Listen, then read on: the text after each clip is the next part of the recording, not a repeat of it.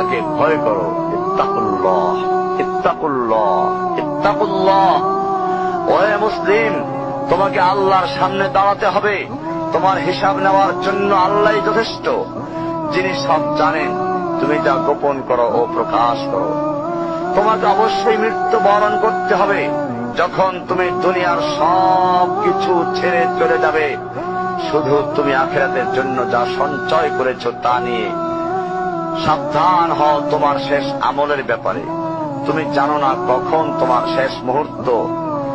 তুমি কি প্রস্তুত মৃত্যুর জন্য? তুমি কি প্রস্তুত কবরের সওয়াল জবাবের জন্য? তুমি কি প্রস্তুত ভয়াবহ কিয়ামতের জন্য, হাসরের ময়দানের জন্য, হিসাব নিকাশের জন্য, আল্লাহকে জবাব দেওয়ার জন্য, মিজানের জন্য?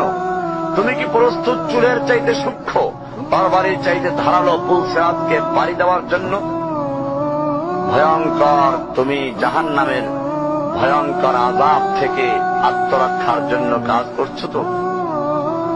যার ইন্ধন মানুষ এবং পাথর, যার আগুন ভয়ঙ্কর উত্তাপ সম্পন্ন কালো বর্ণের, যা হৃদয় পর্যন্ত জ্বালিয়ে দেবে, এমন উত্তপ্ত পানি যা নাড়ি ভুঁড়িকে বের করে দিবে।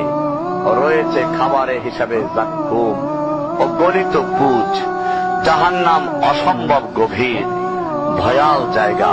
কঠোর হৃদয় ফেরেশতারা নিযুক্ত, যেখানে শাস্তির মাত্রা বৃদ্ধির জন্য শরীরকে অনেক বড় করে দেওয়া হবে। চামড়াগুলো জ্বলে যাবে, বের হতে চাইবে, বের হতে পারবে না। মৃত্যুকে ডাকবে, মৃত্যু আসবে না। ভয়ঙ্কর শাস্তি যা অনন্তকাল ব্যাপী চলতে থাকবে।